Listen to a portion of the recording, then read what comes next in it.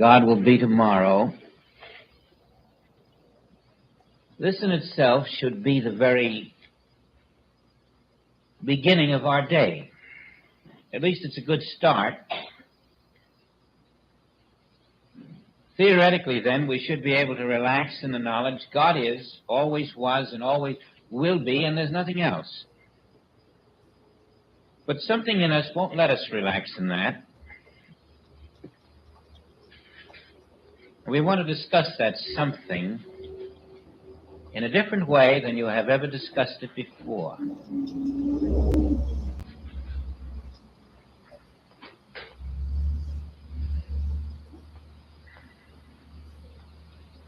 About 450 years before Jesus was born, a Greek by the name of Democritus in the city of Thrace had an idea that there was a thing called an atom. He called it atomos. Nobody knew much what he was talking about, so he picked up a clod of earth, and he shook it around, and he said, "Now watch how it dissolves in my hand." Finally, he got down to a grain of sand, and he said, "I can't go any further, because if I do, you won't see what's there." But he said, "Smaller than this grain of sand, there is a substance." And I could keep going smaller and smaller and smaller to a substance that nobody could ever see until I reach a place where there's no smaller substance. He says, that's the atom. That's atomos.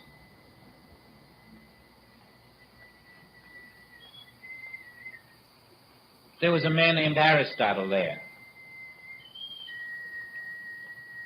And Aristotle didn't give much credence to this. And so because Aristotle was the big mind of the day, the first glimpse of the atom was lost to mankind until Galileo came along. Now, Galileo is very important in this discussion because he looked out through the earlier telescope and he saw rings around Saturn.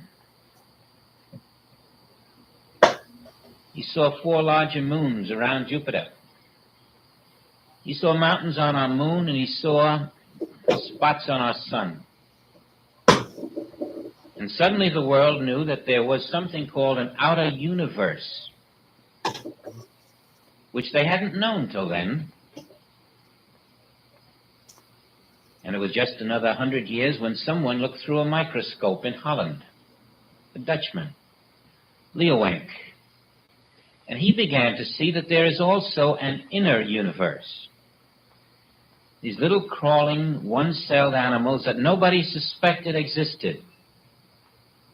And now man discovered that he was surrounded by an inner universe he had never suspected and an outer universe, and he was standing right in between both of them. That was how it began, and from it, Sir Isaac Newton picked up the idea of the atom, but nobody had any proof. It was all conversation. Until they began to measure things. And finally, in the year 1808, there was published the atomic theory.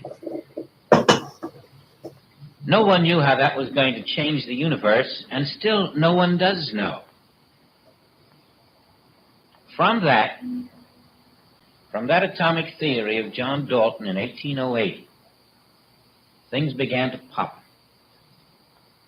Now they discovered that the atom combines with other atoms, and that became a molecule. They discovered that these combinations became the elements of our Earth. And now they knew what an element was. It was a combination of atoms. But they didn't know what was inside the atom. And all this time, no one yet knew about nuclear fission. That remained for someone in France who discovered a worthless metal called uranium. And he discovered a strange thing about uranium. It was radioactive, and it sent forth a strange light, a strange energy, a strange power. And this was finally identified by the Curies. In 1903, they discovered that inside radium was an activity of the atom. And this activity of the atom coming through radium, they defined as radioactivity.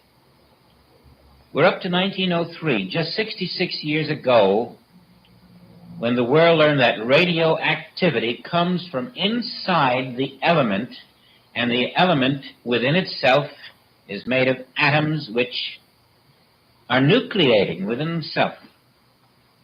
No one suspected the amount of energy that was there. Now, Einstein told them how much energy was there. His formula was very simple. If you took a mass of matter and you multiplied the size of that mass by light, and then multiplied light by itself, you would know how much energy was there. And so what he was saying is that if you took a mass and multiplied it by 3.5 billion, that would tell you the amount of energy in a mass. That would tell you how much energy in every atom, in every element, if you could just determine its size. Now they had the idea of endless energy. From that came chain reaction, splitting of the atom. And finally, Nagasaki. Nuclear weapons today. Well, what is all this about? How does it affect us? Radioactivity, which is confined to the atom, is the activity of the physical body. Science has pinned down the atom as the substance of matter. And they are 50% correct. Because the atom radiates, you can be sure that what you had thought of as your physical body is nothing but a radioactive factory. You are carrying around one of the great radioactive nuclear fission factories in this world.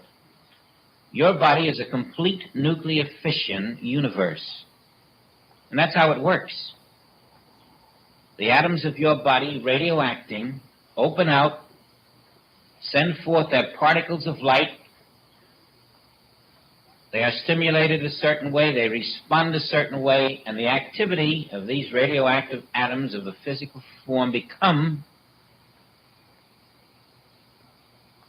what we have called our bodies. Now, although error is something we wish to eliminate, it must be seen that the odds against us are bordering on something beyond the word fabulous. The very tip of your finger has enough atomic power in it to blow up the world if it were released. Your complete body, this nuclear fission factory, is made up of so many atoms that it's impossible to count them. To give you an idea, if you started to make a necklace, just a 25-inch necklace, and you wanted to put one atom on it, string another atom on it, and another atom on it, to take the atoms of your body and string them on a necklace 25 inches long would take you day and night 200 years. Science says that if we took the entire atoms of our body and took the air out of them, the empty spaces, that these atoms compressed then, and that's all we are physically, would become no bigger than a grain of sand between your fingers. Science says that if you took the entire United States Navy and took out all the empty spaces between the atoms and compressed the atoms together, you could put the whole Navy inside of half of a baseball. But the weight of it would still be the same weight that it is now. The weight is all in the atom. At this moment, you are breathing atoms. Something like every intake of breath takes in approximately 100,000 billion atoms per intake of breath. Now then, if you want to estimate the number of atoms of which your body is composed, you would have to get out a slide rule, and you would see that you're talking about quadrillions of quadrillions of quadrillions. And the point of it is that these atoms are all radioactive. That means little particles of light within your physical self are responding to other particles of light, and there's nothing to stop these particles of light of which the body is composed from responding to particles of light in other forms, so that we are all radioactive to each other. And if you will pursue this but a moment further, you will see that these radioactive atoms of the body are little cameras. And each one is photographing the universe around it. Each one is photographing each other unto infinity. For there is nothing to stop them from photographing right through each other unto infinity. And now we have mirrors, all reflecting. And if you go further and further, you find you have one universal radioactive wave. And this is the sum and substance of the physical body of man. You might just as well stand up to a hurricane and defy it as try to come out of this radioactive wave of atoms, which is the substance of the physical forms of man. It's as if you were a television tube, and there you were. What could you do about the pictures coming through you? Absolutely nothing. And so it's important to see that in you at this moment is all of the good and all of the evil in this universe. In you at this moment. It is all there, all embodied, all potential in the atoms of your body. This is why we are unable to escape the outpicturing of the evils of this world. We are all vibrating atoms, vibrating to and in response to other vibrating atoms, both external to ourselves and internal to ourselves, as human beings. We are merely clarifying at this moment the nature of the universal error and letting science contribute to that clarification as far as it's able to go. Now here we are then in a state of radioactivity, not knowing it, and through the picture tube which we have become, we are really a picture tube, through us comes radioactive impulses from all around us. There's nothing we can do about it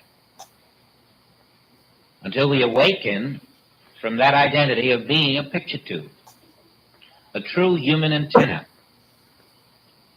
Now this is the nature of the human error. It really seems strange that we had to wait for science, which is godless, to tell us about it. And so you see that science can be a martyr for God in spite of itself. The chain reaction, which makes possible the activity of missiles and bombs, also takes place in our own human being right now. Every stimulus from outside produces in you a chain reaction in which atoms split open and do things. And so you find that you're really an automaton controlled by circumstances over which you are totally ignorant, and therefore you have no defense against them. This is the nature of every physical form in this earth. Science has gone further. It is said that the atom is the universal substance of all matter, not just human beings, but the animal kingdom, the vegetable kingdom, the mineral kingdom, all are atoms. And strangely, this means that an atom becomes a mother, an atom becomes a father. Atoms become people. Atoms become ministers and priests. Atoms become popes and bishops. Now, mind you, what science is telling us, that if all that is matter is composed of the atom, you have just accepted mass atheism. Because if the atom is the substance of all matter on this earth and in the heaven and under the ocean, where is God? Did God create an atom? How could God create an atom? All you have to do is be in Japan in 1945 and watch these atom bombs come down, and if that's God, we better all run for safety. No, God didn't create mass murder in Japan with atom bombs. And God didn't create mass murder with nuclear weapons. And if God didn't create the atom, and the atom is the substance of all there is, why, the atom is the substance of the church. The atom is the substance of every clergyman on the face of the earth. But God didn't create the atom. And so in our acceptance of the atom of science, we have accepted a godless universe. Man does not know he has done this. He has accepted that God is not on the earth or in heaven or in the ocean below. The church has accepted that God is not on earth or in heaven in the ocean below when it accepted an atomic universe. And this is why science was only 50% correct. Now our function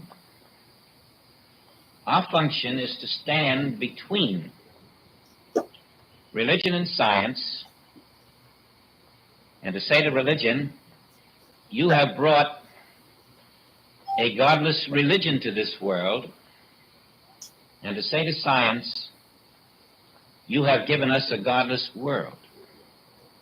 And neither of you know anything about God. Religion is avalanched by the scientific data that science springs upon it. It has no defense.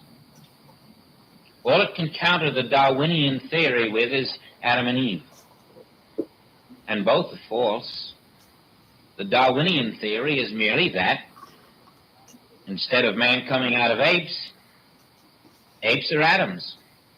Science itself has kicked the Darwinian theory out without knowing it. Apes are atoms. And what came out of these atoms? More atoms. They've made the Darwinian theory obsolete. And both religion and science have misread the Adam and Eve idea, which is to tell us about a mist that enveloped the earth. And science unwittingly has identified that as an atomic mist. The mist of atoms, the radioactive universe of this world, the matter that we call this physical universe, is identified as the radioactivity of the atom.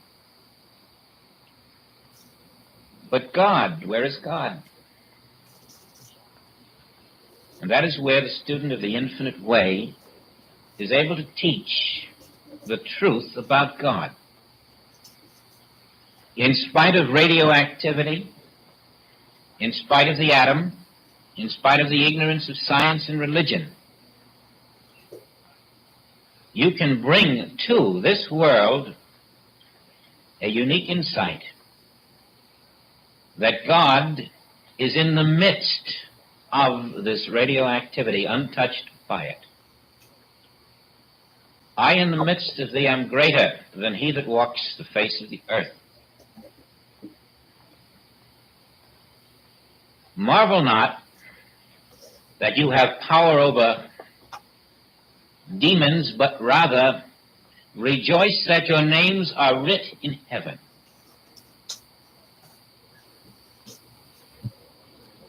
Nothing will defile a man that comes from without, but that which comes from within a man will defile him. If you are living in a radioactive universe as a radioactive combination of atoms, what can come from within you except those pictures that are coming through this radioactivity, and that is what you externalize, just like a picture tube in a TV set. It comes from within you as the false idea of a universal mortal mind coming through the picture tube of your humanhood. And outside, what do you see? That which was within you. Your human consciousness outpictures. We have called all this illusion. You're going to learn it is not illusion. It is part of the plan. Where could you go to invent something as marvelous and useful, which instantly would tell you your conscious and subconscious thoughts as this radioactive plan which is now at work? We simply haven't used it for what it is. Even when we learn that it is a mirage, we're not learning the truth.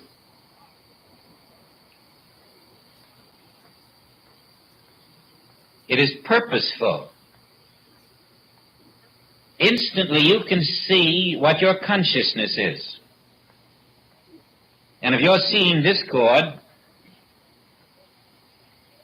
this so-called mirage out here of discord is telling you that discord is in your consciousness. Nothing can defile you from without, but that which comes from within a man defileth. Your thought, whether it be divine or human, determines whether your world is divine or human. And by being a picture tube for the universal mortal mind, you show forth its problems in your experience, or by being a picture tube for the divine mind, you show forth the allness of God. As you begin feeling a turning within, you can reach a consciousness which can accept the pictures of this world as your thought externalized. And then you'll be glad that you have a radioactive human form here to externalize those thoughts. Because in no other way could you identify the nature of the discords that beset you. This world is the television set. Our human forms and human minds are the picture tube. Not as an analogy, but literally. And when you recognize that, you will become an engineer. You will stand back from that picture tube and watch what it does, and you will become independent of it. Instead of odds which you can never surmount because they're 5 trillion to 1, you will learn the great, wondrous secret of silence. Because in the moment of silence, you are free of the radioactive universe. No radioactivity formed against thee can prosper.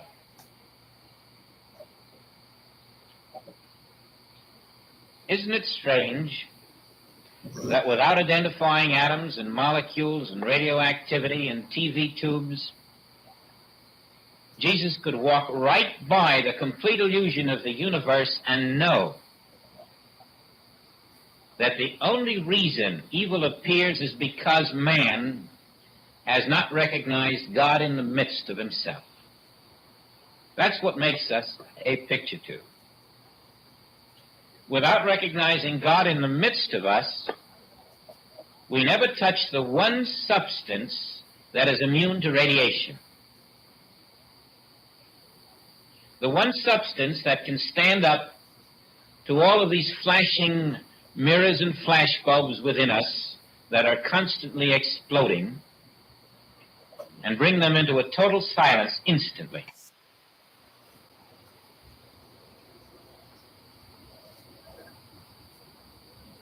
When we are told to resist not evil, to agree with our adversary, we were told that our adversary is the radioactive atomic universe, that the evil are the pictures appearing in this radioactive atomic universe. And when those who had spoken in teachings about vibration told us that when we raised our vibration or lowered it, this happened or that happened, they were speaking about radioactivity without knowing it. For vibration and radioactivity are one and the same. Now suppose you were able to stand here and start spinning a top. And you watch that top spin, and as it spun faster and faster, it became less and less visible to your human sight. All that remained now was a blur. And if you didn't know that was a top made of wood, you wouldn't know it was wood there at all, because all you can see is this spinning blur. Now that's when you spin that top with your hands or even mechanically. Now suppose you could spin that top 100 times faster. Would it not disappear out of sight? Could it not be there spinning and you not see it at all? So with your Christ body. At a different level above this radioactive vibration of the world, but right here, your Christ body. Now suppose that top was spinning so fast that just as it was out of your vision, it was also out of the radius in which you could feel it, so that your capacity for touch simply could not even touch that top. Can you conceive that? That there could be a vibration so far beyond your capacity for touch that you could not touch it even though it was there. You could walk through that top. Again, that is possible. And around you at the moment is life that you're unaware of for just that very reason. In this radioactive universe that we walk in as human beings, a very strange phenomena is happening. Go back to your top and see it this way. Suppose you spin it, and now you can see it spinning. If you could spin yourself at the same speed as that top, it would be standing still. You would both be spinning at the same speed, but to each other, you'd be standing still. And that's how you and I see each other right now. We're spinning at the same speed. We are both radioactive substance, but we're at almost the identical vibration. And so in spite of the incredible movement of the picture called my form, your form is moving at that same speed, and so we see each other almost standing still.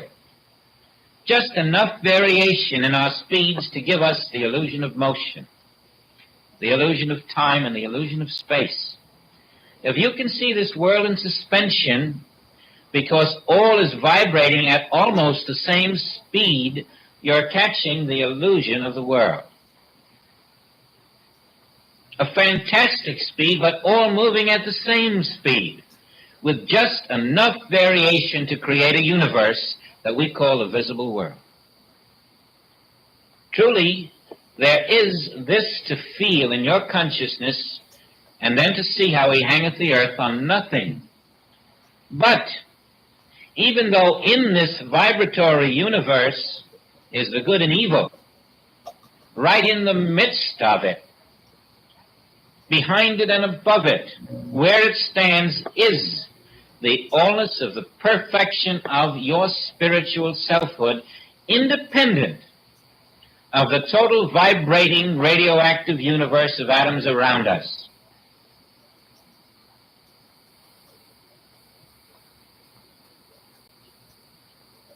And when you have one moment of stillness, that peace that you find is the absence of the radioactivity of the atomic world. Science has stumbled into an explanation of the nature of error while they were trying to explain the nature of the material universe, which they think is the only world there is. They have pierced the bubble of the world that is not. They are proving Christ. They are the mortar through which the Spirit of God is going to become manifest in the experience of man. Agree with thine adversary. What does that mean? It means that this radioactive universe is nothing to fight. How are you going to win? How can you fight this immense radioactive force of the universe? How can you resist it? You saw the awesome power of it in Japan. You see the awesome power of it so that it has created forms that have no reality in God. Fight it? Why? The nature of God is allness. And the moment you're fighting this world and the problems in it, you are saying God is not allness. And so in spiritual living, the secret, of course, is to accept that in the third dimension, all this that science says does happen. But what about the fourth dimension? What about the dimension of spirit? What if we go right through that atom and come out on the other side in the spiritual universe?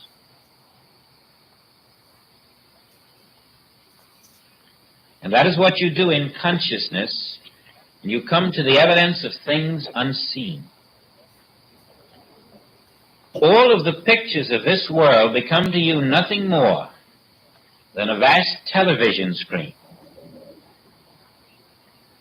And your control of that television screen is in the fourth dimension of consciousness when you dwell, abide, move, and live and have your being in the Father within. Then you have an engineer controlling the world of illusion.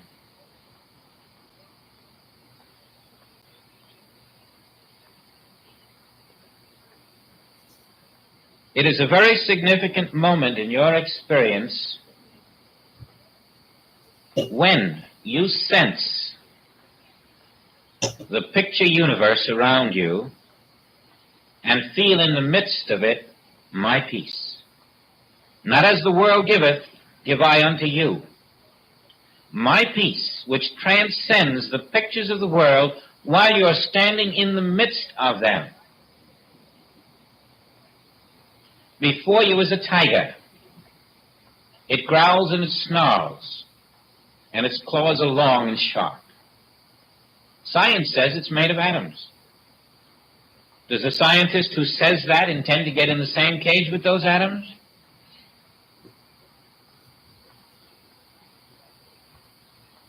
What is that tiger made of?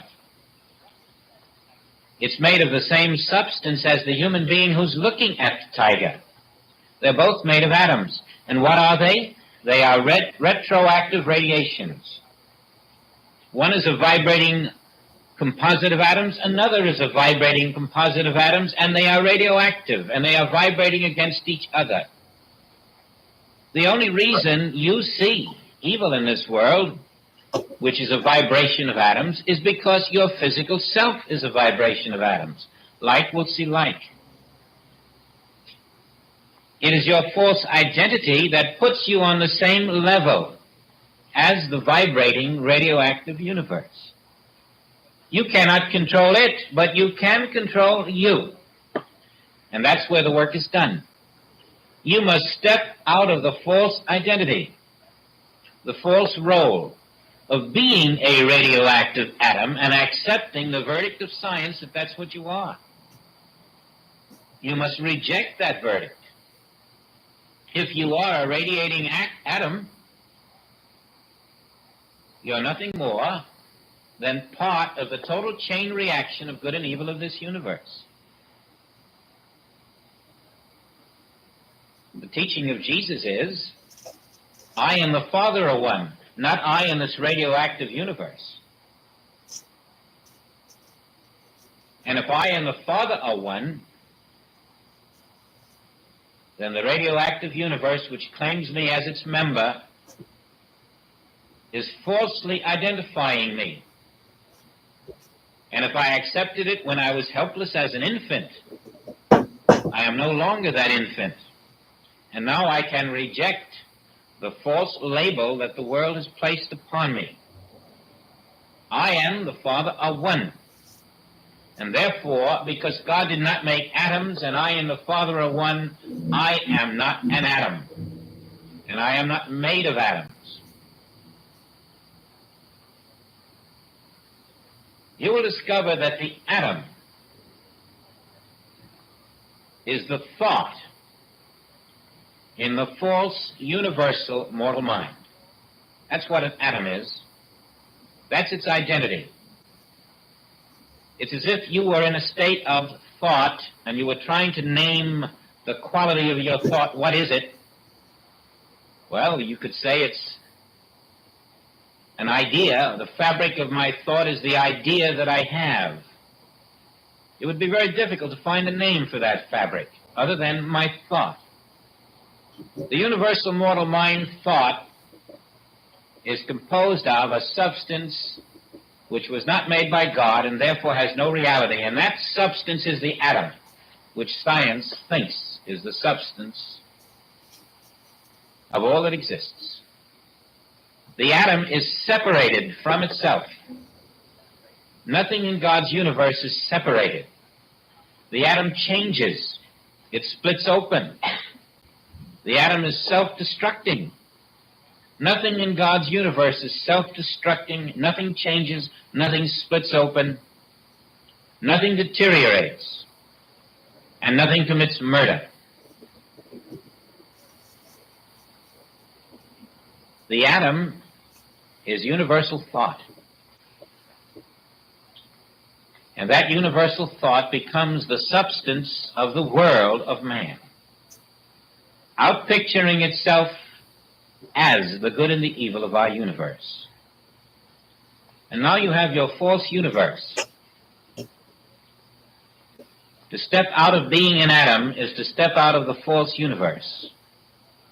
To accept the Christ as the substance of your being is to accept the evidence of things unseen until you have the full consciousness of the Christ.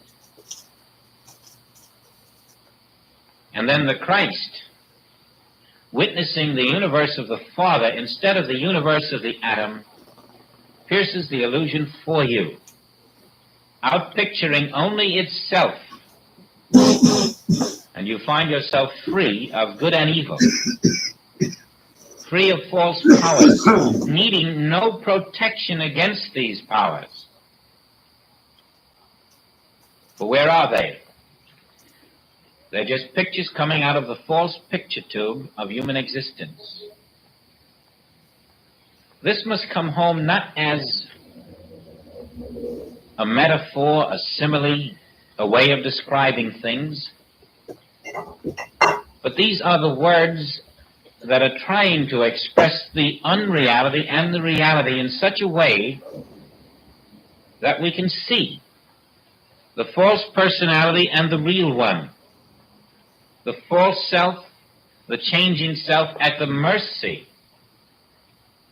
of the thought beliefs of the universe, and the real self, which is God expressing as what we will call Christ. I had a woman write me. Her question was, why does the Bible tell of the second coming of Christ with angels and trumpets, when in one of your lessons it says there is no second coming of Christ? I know your lesson says, how can that which is already here come here again? But this doesn't satisfy me. How should the passage in the Bible then be interpreted? And what is your authority that Christ never left this earth? Now, this is a human consciousness speaking, asking what is my authority that Christ never left this earth? And my authority is Christ. The authority is the phrase of Jesus stating, I can never leave thee or forsake thee. I am with thee always, even unto the end of the earth. Jesus had already been identified as the Christ, the Spirit of God that indwells man, and that Christ is saying, I can never leave thee. So certainly we don't look for a second coming of it. If it can never leave us, it is never gone. But there is another meaning. The second coming of the Christ actually means this. There was a time when we were all Christ conscious. You knew yourself to be the Christ. And then there was a time when we were sent forth and had spiritual amnesia and forgot our identity, and that's called the lost years of the locusts.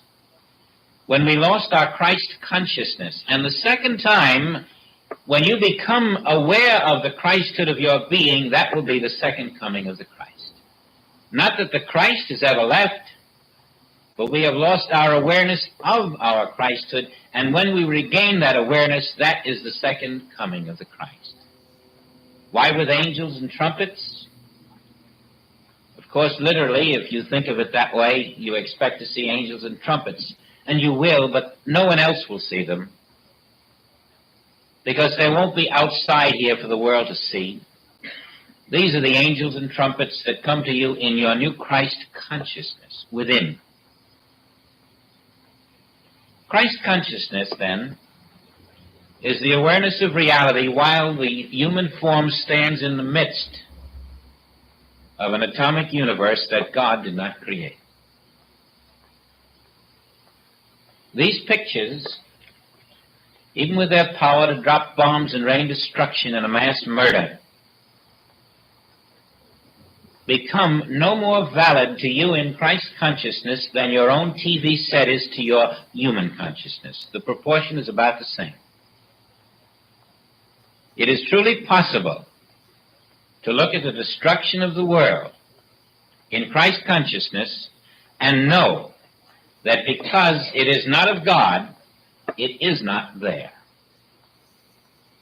If this were not so, then omnipresence would be a farce. It would have no meaning whatsoever. Could God be there and mass murder too? It is only in your Christ consciousness that you will see mass murder could never occur. You can see it even intellectually now. The understanding that God and mass murder cannot possibly coexist. And so we're seeing the illusion in its momentity to realize that we cannot overcome an illusion. We cannot strike forth and kill the dragon. Our way to overcome the illusion is simply to know it is so. We know the mirage is mirage. We resist not the mirage. That is agreeing with the adversary. And so the only protection we really need, the only protection we can ever have, is the correct identity of our own being. When we will honor not the creature called the atomic man, but the Creator, who never created an atomic man, we will be loving God supremely, and we will rest in the knowledge that the presence of God is the only protection I need or anyone in this world needs. His grace is my sufficiency in all things. I have meat the world knows not of. I have meat that man, the atom, knows not of. That meat is that my name is Spirit. There is no atom bomb or atom of any kind in this universe that can even make contact with Spirit, let alone mutilate it or destroy it. In the presence of spiritual consciousness, the atom is exposed as non-real. And so the scientist who discovers atoms is exposed as non-real because he is made of atoms, he thinks, whereas his true substance is spirit. The preacher who accepts himself to be a man of atoms is vainly seeking God.